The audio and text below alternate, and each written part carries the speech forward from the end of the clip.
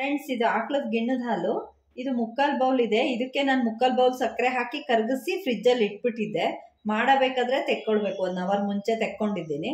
ಈಗ ಇದನ್ನ ತೆಕ್ಕೊಂಡಿದ್ದೀನಿ. ಇದು ಮುಕ್ಕಾಲ್ ಬಟ್ಲು ಸಕ್ಕರೆ ಹಾಕಿ ಕಲಸಿರೋದು. ಈಗ ಇದು ನಾನು ಪ್ಲೈನ್ ಹಾಲು ತಗೊಂಡಿದ್ದೀನಿ, ನಂದಿನಿ ಹಾಲು. ಸೊ ಇದಕ್ಕೂ ಸಕ್ಕರೆ ಹಾಕಿ ಕರಗಿಸಿ ಇಟ್ಕೊಂಡಿದ್ದೀನಿ. ಇದು 1 ಮುಕ್ಕಾಲ್ ಬೌಲಿಗೆ ಇಲ್ಲಿ ಮೊದಲೇ ಮುಕ್ಕಾಲ್ ಬೌಲ್ ಹಾಕಿರೋದ್ರಿಂದ ಈಗ ಮತ್ತೆ 1 ಬೌಲ್ ಹಾಕಬೇಕಿತ್ತು. ಅದಕ್ಕೆ ಈ ಹಾಲಲ್ಲಿ ಹಾಕ್ಬಿಟ್ಟು ಕರಗಿಸಿ ಇಟ್ಟಿದ್ದೀನಿ. ಇದು ಮುಕ್ಕಾಲ್ ಬೌಲಿಗೆ 1.5 ಬೌಲು ಫಸ್ಟ್ ನಾನು ಹಾಲು ಹಾಕಿ ಮಿಕ್ಸ್ ಮಾಡಿ ಸ್ವಲ್ಪ ಟ್ರಯಲ್ ಮಾಡಿ ನೋಡ್ತೀನಿ. ನಂತರ ಮತ್ತೆ ಎಷ್ಟು ಹಿಡಿಯುತ್ತೋ ನೋಡಿಬಿಟ್ಟು ಮಾಡ್ತೀನಿ.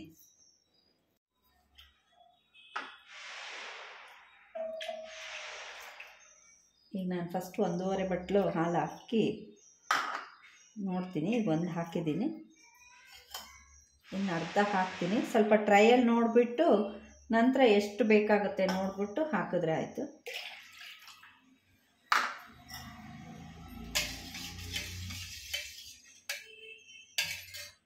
ಇದನ್ನೊಂದು ಸಣ್ಣ ಬೌಲಲ್ಲಿ ಸ್ವಲ್ಪನೇ ಹಾಕಿಟ್ಬಿಟ್ಟು ನೋಡ್ತೀನಿ ಗಟ್ಟಿ ಆಗುತ್ತಾ ಇಲ್ಲೋ ಅಂತ. ಇದನ್ನು ಚೆಕ್ ಮಾಡೋದು ಹೀಗೇನೆ. ಗ್ಯಾಸ್ ಹಚ್ಚಿದ್ದೀನಿ ನಾನು. ಸೊ ಈಗ ಇದನ್ನು ನೀರು ಕಾಯಕ್ಕೆ ಇಟ್ಟಿದ್ದೀನಿ. ಇದನ್ನು ಬೌಲ್ ಇದರಲ್ಲಿ ಇಡ್ತೀನಿ. ಸ್ವಲ್ಪ ನೀರು ಕೆಳಗಡೆ ಎಷ್ಟು ಹಿಡಿಬೇಕೋ ಅಷ್ಟನ್ನೇ ಹಾಕಬೇಕು, ಬೇಯೋಷ್ಟು. ಒಂದು ಸ್ವಲ್ಪ ಇಷ್ಟು ನೀರಾದರೆ ಸಾಕು. ಈಗ ಇದನ್ನು ಇದರಲ್ಲಿ ಇಡ್ತಾ ಇದ್ದೀನಿ. ಇದು ಬೇಯುತ್ತೆ. ಇದಕ್ಕೆ ಪ್ಲೇಟ್ ಮುಚ್ತೀನಿ. ಒಂದು 10 ಮಿನಿಟ್ಸ್ ಒಳಗೆ 5 ಮಿನಿಟ್ಸ್ ಒಳಗೆ ಬೇಯುತ್ತೆ. ಎಷ್ಟು ಹಾಲು ಹಿಡಿಯುತ್ತೆ ಎಷ್ಟು ಹಿಡಿಯಲ್ಲ ಅನ್ನೋದು ಇದರಲ್ಲೇ ಗೊತ್ತಾಗ್ಬಿಡುತ್ತೆ. ಚೆಕ್ ಮಾಡಿ ನೋಡಿಬಿಟ್ಟು ಮತ್ತೆ ಬೇಕಾದರೆ ಹಾಲು ಹಾಕಬೇಕು, ಇಲ್ಲ ಅಂದರೆ ಹಾಗೆ ಮಾಡ್ಬೋದು ಅದನ್ನು. ಇವಾಗ 2 ಬಾಕ್ಸಿಗೆ ಹಾಕಿಬಿಟ್ಟು ಬೇಯಕ್ಕೆ ಇಡ್ತೀನಿ.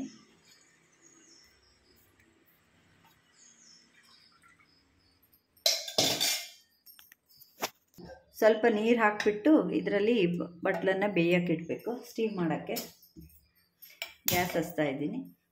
ಇದನ್ನು ಒಂದು ಹಚ್ತಾ ಇದ್ದೀನಿ. ಇದರಲ್ಲೂ ಒಂದು ಬೇಯಕ್ಕೆ ಇಡ್ತೀನಿ.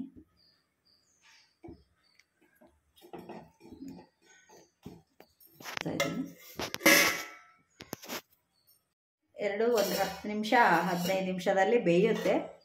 ಮೀಡಿಯಮ್ ಫ್ಲೇಮ್ ಅಂದರೆ ಬೇಡ, ಹೈ ಫ್ಲೇಮಲ್ಲೇ ಇಡಿ. ಈಗ ಇದು ಬೆಂದಿದೆಯಾ ಅಂತ ನೋಡೋಣ. ಇದನ್ನು ಚೆಕ್ ಮಾಡೋದು ಈ ಥರ ಇದು ಹತ್ಕೊಳ್ಳೋದೇ ಇದ್ದರೆ ಬೆಂದಿದೆ ಅಂತ. ಸೊ ಬೆಂದಿದೆ, ಈಗ ಏನು ಹತ್ಕೊಳ್ತಾ ಇಲ್ಲ.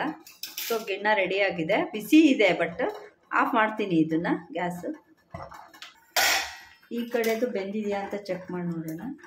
ಇದನ್ನು ಬೆಂದಿದೆ, ಏನು ಹತ್ಕೊಳ್ತಾ ಇಲ್ಲ. ಇದನ್ನು ಗ್ಯಾಸ್ ಆಫ್ ಮಾಡ್ತೀನಿ.